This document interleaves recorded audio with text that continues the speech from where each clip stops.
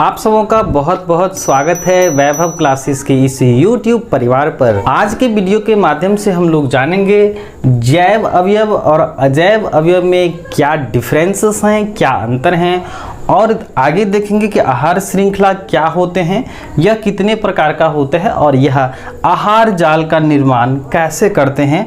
आगे देखेंगे ecological pyramid क्या होते हैं, यह कितने प्रकार के होते हैं, और अपघटनकर्ता क्या है और अपघटनकर्ता के अंतर्गत कौन कौन से जो है जीव शामिल करे गए हैं। आगे देखेंगे जैव मंडल क्या होता है, इसका निर्माण किनसे होता है, और एलन का नियम और अनुकूलन की क्या परिभाषा है, साथ साथ पारिस्थितिक तंत्र क्या होते हैं, यह कितने प्रकार के होते हैं, और देखेंगे इनके कौन कौन से कंपोनेंट्स होते हैं। परीक्षा में पूछे जाते हैं कि पारिस्थितिक तंत्र की परिभाषा दें, संरचना या अवयव बताएं, और प्रकार के साथ साथ जो है इनके कार्यों के बारे में लिखें।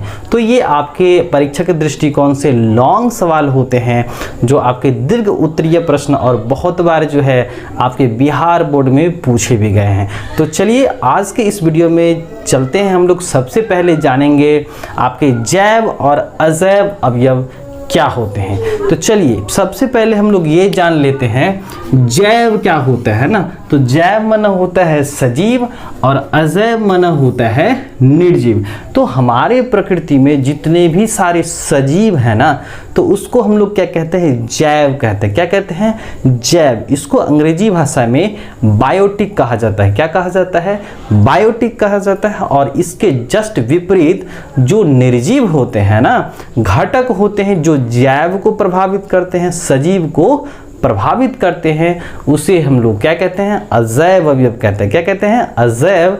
और इसको अंग्रेजी भाषा में क्या कहते हैं, एबायोटिक कंपोनेंट्स कहते हैं। तो चलिए यहाँ पर देखते हैं जैव अवयव और अजैव अवयव में क्या क्या डिफरेंसेस हैं। तो पहला अंतर हम लोग जैव अवयव में कर रहे हैं। तो यहाँ पर पहला लिखेंगे, इसमें पारिस्थितिक तंत्र के सजीव घटक शामिल होते हैं, है ना। तो इसमें क्या होता है, सारे के सारे लिविंग मेंबर्स जो है इसको हम लोग जैव अवयव के अंतर्गत रखते हैं। दूसरा है इसका जो है अजैव का पहला पॉइंट्स है कि इसमें जो है पारिस्थितिक तंत्र के निर्जीव घटक को शामिल करा गया है।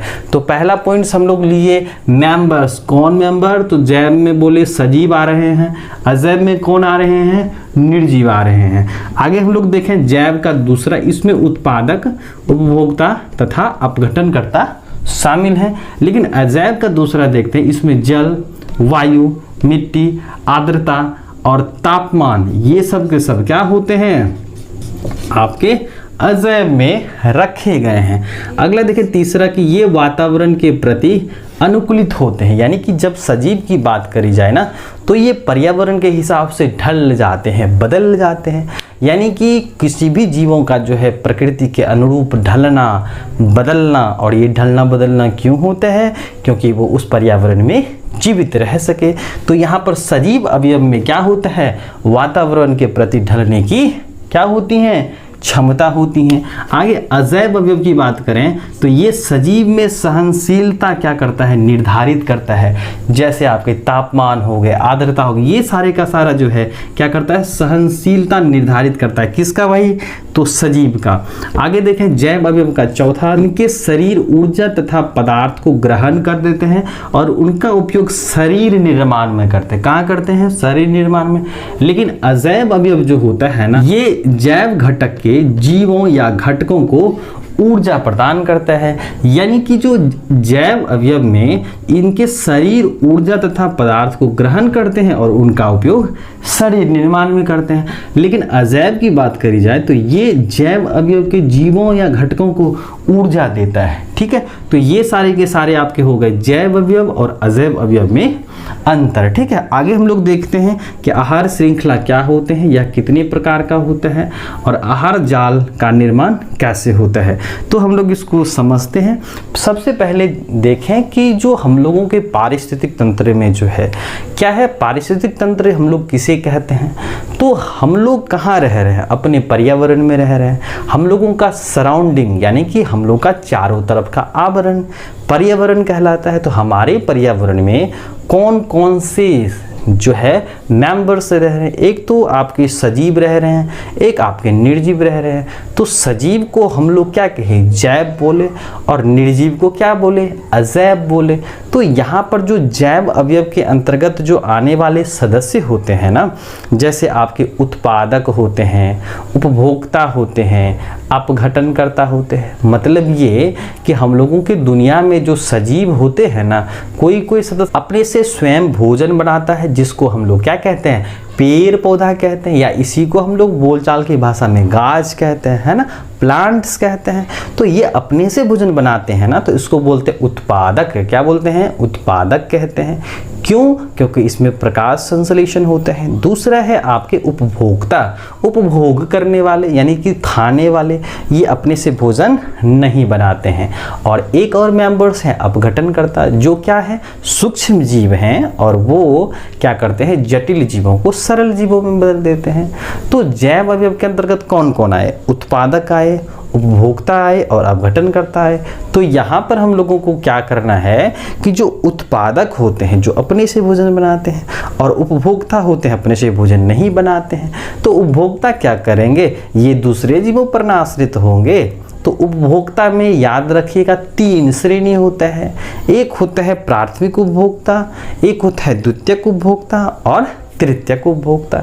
तो यहाँ पर सभी के सभी जो है ना भोजन के लिए जुड़े होते हैं। क्यों भाई, क्योंकि प्रकृति में जितना भी सारा जो है आप जीव देख रहे हैं, वह किसी ना किसी वजह से जो है ना एक दूसरे से संबंध स्थापित करके रह रहे हैं। चाहे वो लाभकारी हो, चाहे वो हानिकारक हो, चाहे वह किसी के द्वारा खाए जाने से जुड़ा हुआ हो, है ना।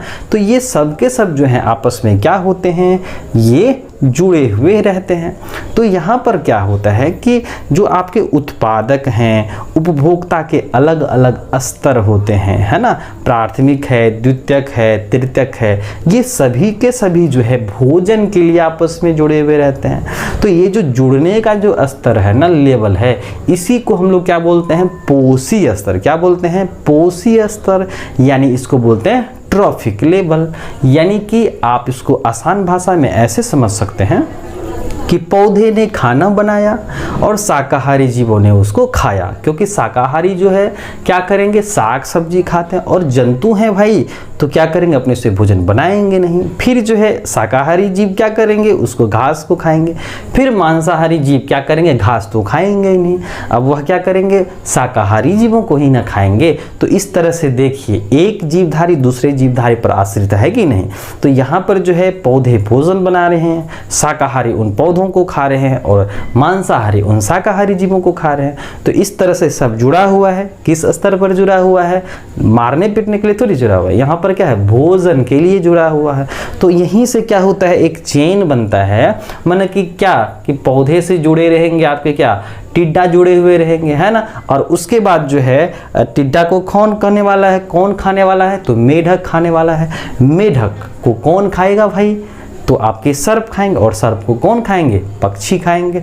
तो इस तरह से जो ये चेन बनता है घास के मैदान का, तो इसी को हम लोग क्या कहते हैं, आहार श्रृंखला कहते हैं। क्या कहते हैं, आहार श्रृंखला कहते हैं। याद रखने हैं आपको कि जो आहार श्रृंखला होता है ना, इसको और आसान भाषा में आप इसको ऐसे रख सकते हैं कि कोई भी जीवधारी जो प्रकृति में जी रहे हैं, है ना, कोई भी जीवधारी जो इस प्रकृति में विद्यमान है, वो कहीं ना कहीं किसी जीवों को खा रहे हैं, किसी जीवों पर आश्रित हैं, और जो उनके बड़े लेवल होते हैं वह भी जो है उसी लेवल को, यानी कि अपने से छोटे स्तर पर क्या कर रहा है, निर्भर है, भोजन के लिए निर्भर है। तो यहाँ पर देखिए, दुनिया में या पारिस्थितिक तंत्र में सभी जीवधारी जो है वह किसी न किसी जीवधारी को खाता है, और किसी अन्य जीवधारी के द्वारा खा लिया जाता है, और इससे बनता है एक श्रृंखला, जिसे हम लोग क्या कहते हैं, आहार श्रृंखला कहते हैं। यानी कि कोई भी जीवधारी किसी भी पारिस्थितिक तंत्र में किसी जीवधारी को खाता है, और किसी अन्य जीवधारी के द्वारा खा लिया जाता है, तो इसे ही हम लोग क्या कहते हैं, फूड चेन कहते हैं। तो यहाँ पर देखिए अच्छे से समझने के लिए हम लोग देखिए इस तरह से समझ सकते हैं इस परिभाषा को कि जैसे मान लिया जाए ये क्या है, घास है ना। घास को कौन खाता है भाई, तो खाता है टिड्डा खाता है ना, ग्रास हॉपर खाता है। ग्रास हॉपर को कौन खाता है, तो मेढक खाता है। मेढक को कौन खाते हैं, सर्प खाते हैं। और सर्प जो है किसके द्वारा खाया जाता है, पक्षी के द्वारा खाया जाता है। तो यहाँ पर हम लोग अभी सीखे कि घास को क्या बोलते हैं, उत्पादक कहते हैं, है ना। ये अपने से भोजन बनाते। टिड्डा क्या हो गया यहाँ पर, प्राथमिक उपभोक्ता न हो गया, क्या हो गया, प्राथमिक उपभोक्ता हो गया। मेढक क्या हो गया, द्वितीयक हो गया, है ना, द्वितीयक उपभोक्ता हो गया। और ये क्या हो गए, तृतीयक, क्या हो गए, तृतीयक यानी थर्ड लेवल ऑफ कंज्यूमर हो गया, उपभोक्ता हो गया। और ये क्या हो गए, शीर्ष उपभोक्ता हो गए, क्या हो गए, शीर्ष उपभोक्ता, या आप इसको चतुर्थ भी कह सकते हैं। तो ये टॉप लेवल के कार्निवोरस यानी कि कंज्यूमर्स हो गए। तो यहाँ पर देखिए अगर हम लोग टिड्डे की बात करें तो टिड्डा क्या कर रहा है, किसी जीवधारी को खा रहा है ना। पौधे भी तो जीव हैं, तो यह किसी जीवधारी को खा रहा है और किसी अन्य जीवधारी के द्वारा खा लिया जा रहा है। तो इससे जो है चेन बनता है। आप इसमें भी देखिए मेढक जो है क्या करता है, टिड्डा को खाता है और सर्प के द्वारा खा लिया जाता है। तो इसी से ना देखिए श्रृंखला बन रहा है। तो देखिए यहाँ पर क्या हो रहा है, कोई भी जीवधारी किसी जीवधारी को खाता है और किसी अन्य जीवधारी के द्वारा खा लिया जाता है। कोई भी जीवधारी यानी मेढक किसी जीवधारी को खाता है और किसी अन्य जीवधारी के द्वारा खा लिया जाता है। तो ये जो श्रृंखला बनता है ना, तो इसे हम लोग क्या कहते हैं, आहार श्रृंखला कहते हैं, यानी फूड चेन कहते हैं। तो यहाँ पर ध्यान रखिएगा कि यहाँ पर जो हम लोगों ने यहाँ पर जो है एरो दिया है, इसका मतलब क्या है कि ऊर्जा जो है ये घास से किसी और पक्षी की ओर क्या हो रही है, स्थानांतरित हो रही हैं। यानी कि आपका जो है इससे सवाल भी पूछा जाता है कि ये तो घास तो उत्पादक है, इसमें तो कोई दो राय नहीं है कि ये तो उत्पादक हो, क्योंकि ये भोजन बना रहे हैं, प्रकाश संश्लेषण होता है इसमें। अब देखिए टिड्डा क्या होता है, प्राथमिक उपभोक्ता होता है ना। प्राथमिक उपभोक्ता घास है ना। तो ये क्या है, प्राथमिक उपभोक्ता जो क्या करेंगे, घास पर आश्रित होंगे। तो यह कैसा होगा, शाकाहारी होगा। कैसा होगा, शाकाहारी जीव होगा। अब देखिए ये शाकाहारी जीवों को खा रहे हैं ना, तो क्या होगा, ये मांसाहारी, क्या होगा, मांसाहारी होगा। और ये भी क्या होंगे, मांसाहारी होंगे। तो इस तरह से जो है याद रखना है कि प्राथमिक उपभोक्ता कैसा होता है, शाकाहारी की मांसाहारी।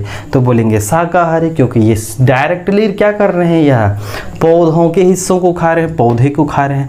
द्वितीयक उपभोक्ता क्या होता है, मांसाहारी होता है। और आहार श्रृंखला क्या होता है, इस तरह से जो है बनता है। तो याद रखना है यहाँ पर कि आहार श्रृंखला क्या होता है कि उत्पादक और उपभोक्ता के अलग अलग श्रेणी या स्तर जो होते हैं आपस में जुड़ करके एक श्रृंखला बनाते हैं, जिसे हम लोग क्या कहते हैं, आहार श्रृंखला कहते हैं। क्या कहते हैं, आहार श्रृंखला कहते हैं। यह कितने प्रकार का होता है, तो बोलेंगे दो प्रकार का होता है। कितने प्रकार का, दो प्रकार का होता है।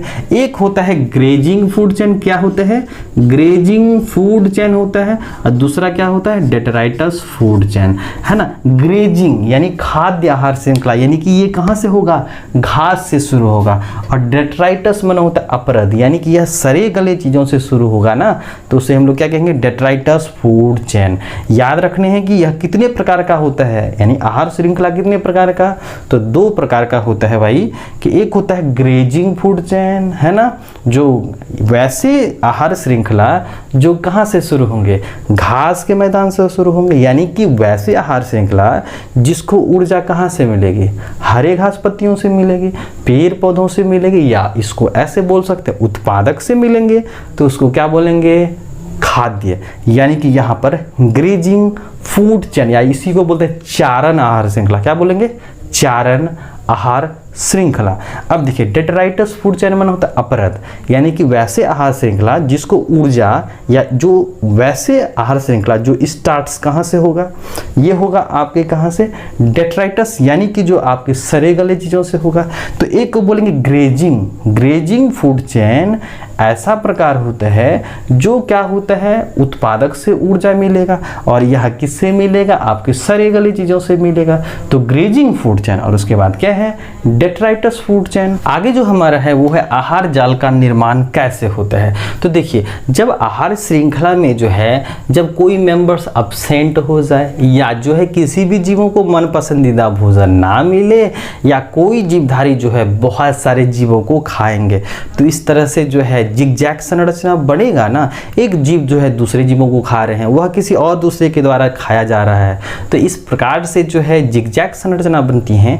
इसीलिए हम लोग इसको क्या बोलते हैं, आहार जाल। जाल यानी वेब बनता है, तो ऐसी संरचना को हम लोग क्या बोलते हैं, आहार जाल कहते हैं। ठीक है, तो यहाँ पर इसको लैंग्वेज में ऐसे लिख सकते हैं कि जब आहार श्रृंखला जो है ना आपस में मिलजुल करके जो है जिगजैग संरचना बनाती हैं, वेब बनाती हैं, तो ऐसी जो है आहार श्रृंखलाएं जो हैं आहार जाल का निर्माण करती हैं। तो चलिए अगला सवाल है कि इकोलॉजिकल पिरामिड क्या होता है।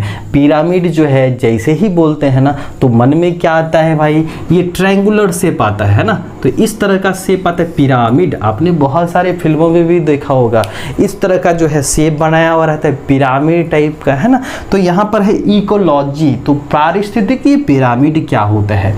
तो ध्यान दीजिएगा कि हमारे पारिस्थितिक तंत्र में जो होते हैं उत्पादक होते हैं, उपभोक्ता के अलग अलग स्तर होते हैं ना। तो इन्हीं सबों को जो है हम लोगों ने क्या किया, डिज़ाइन करा। कैसे डिज़ाइन किया भाई, तो इनको संख्या के आधार पर बांट दिए, इनका वजन के आधार पर बांट दिए, यानी कि शुष्क भार के आधार पर बांट दिए, इसको बोलते हैं जैव भार यानी बायोमास कहते हैं। और तीसरा है ऊर्जा के आधार पर। तो क्या करें हम लोग, उत्पादक और उपभोक्ता के अलग अलग स्तर को ना एक ट्रायंगुलर शेप में बांट दिया। बोले क्या कि जिसका संख्या ज़्यादा होगा ना उसको हम लोग कहाँ रखेंगे, आधार पर। देखिए यहाँ पर सोचने वाली बात है, आधार पर संख्या जो है ज़्यादा है, क्योंकि इसका देखिए यहाँ पर बहुत सारा जो एरिया होता है, क्षेत्र होता है, तो ये क्षेत्र क्या होगा, बड़ा है, तो इसको हम लोग आधार पर रखेंगे। संख्या जैसे जैसे कम होती जाएगी उस तरह से क्या होता जाएगा, ट्रायंगुलर शेप बनता चला जाएगा।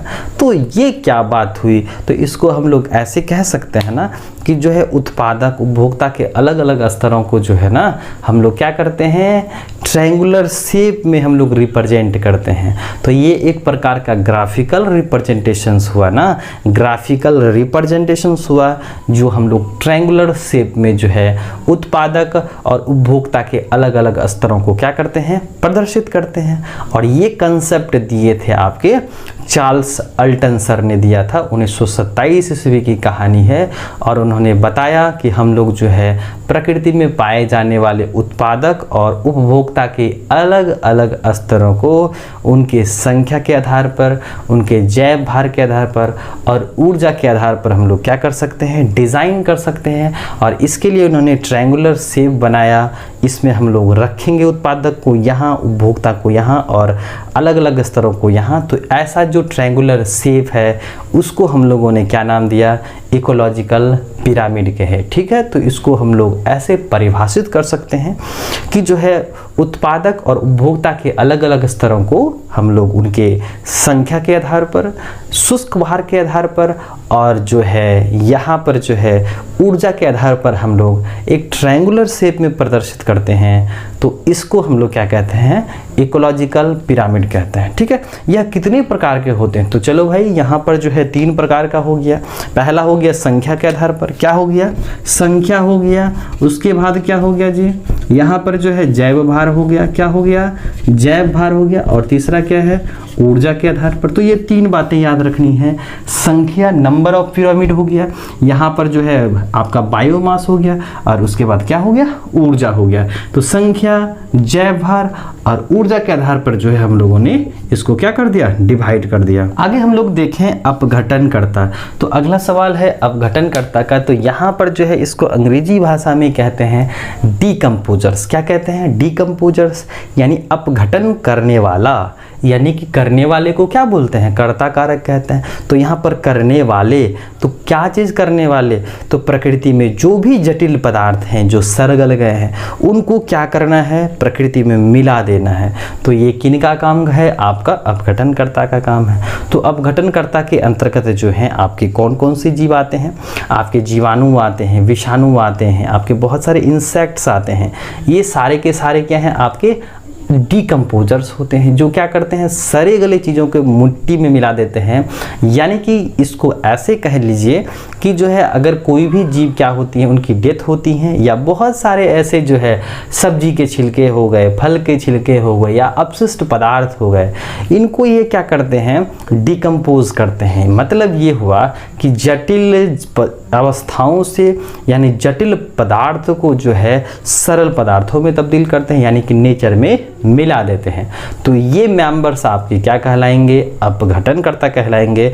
और इसलिए इसको हम लोग प्रकृति का सफाईकर्ता भी कहते हैं, क्योंकि यह क्या करता है, प्रकृति में पाए जाने वाले बहुत सारे जो है जटिल पदार्थों को जो सरगल गए हैं उसको मिट्टी में क्या कर देते हैं, मिला देते हैं। तो यहाँ पर बात करें हम लोग अपघटनकर्ता की, अपघटनकर्ता जो हैं आपके जैव अवयव के अंतर्गत आप आने वाले ऐसे मेंबर्स हैं जो क्या करते हैं, जटिल पदार्थों को सरल पदार्थों में बदलते हैं, या जो है उसको सिंपलीफाई करते हैं और प्रकृति में मिक्सअप कर देते हैं।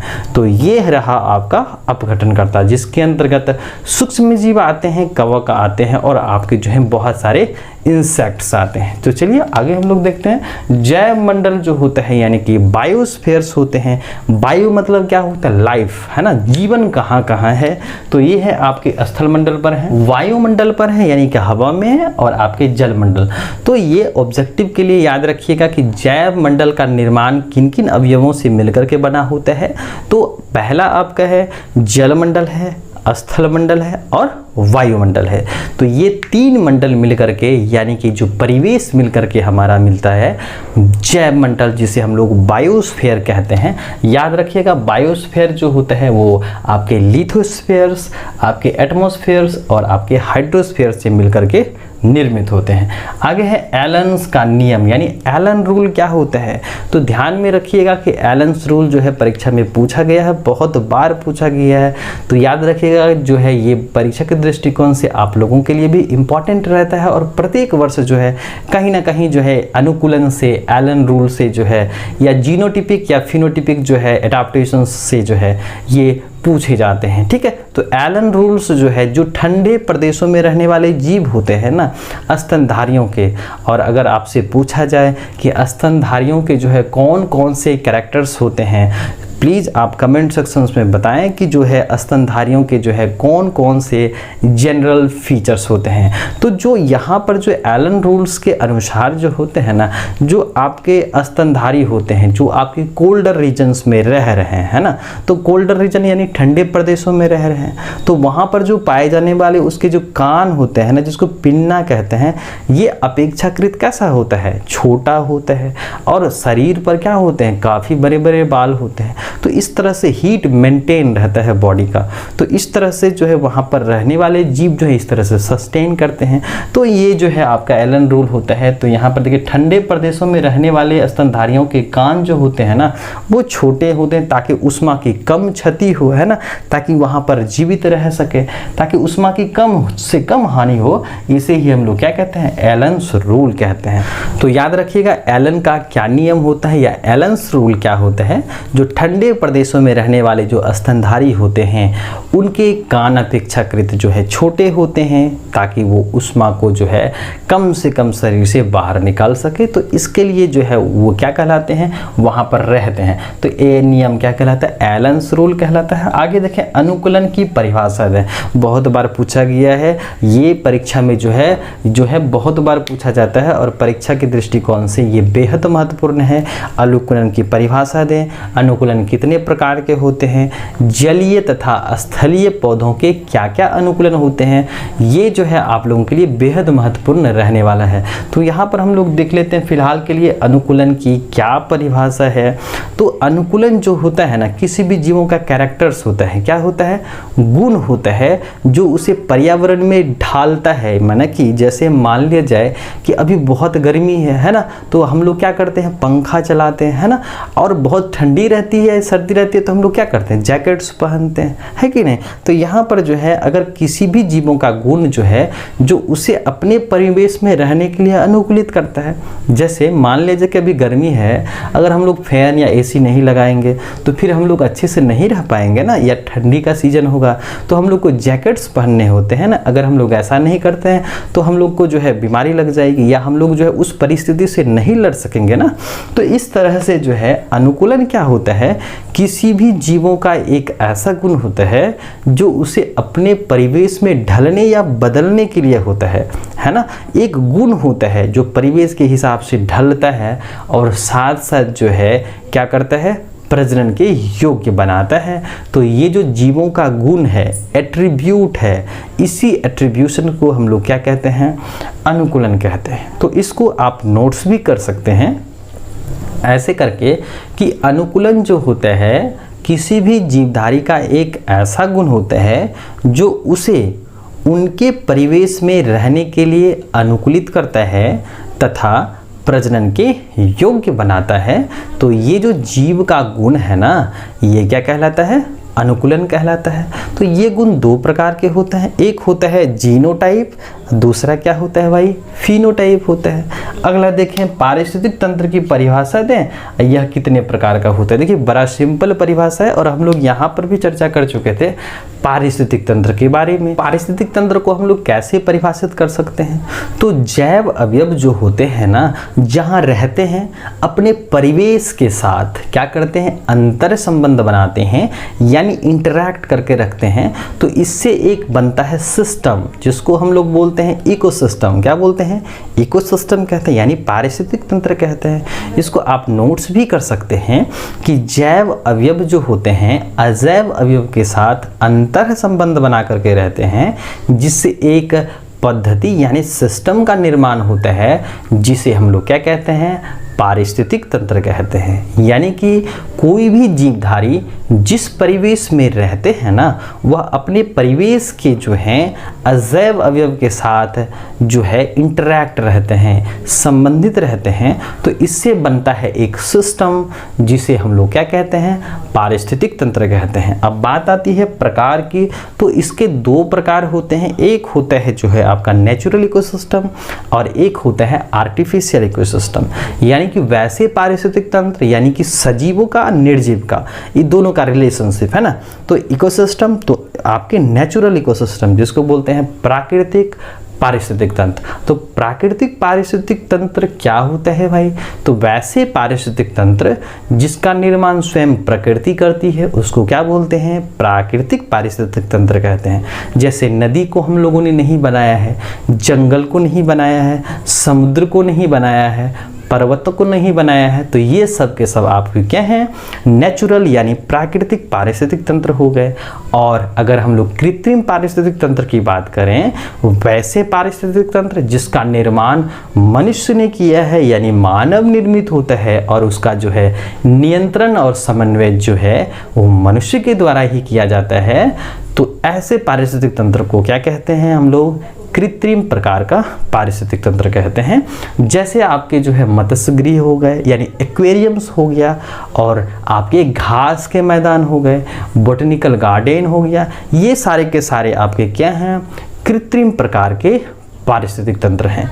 तो चलिए दोस्तों, आज के लिए बस इतना ही। हम लोग मिलते हैं अगले वीडियो में एक नए टॉपिक के साथ। जय हिंद।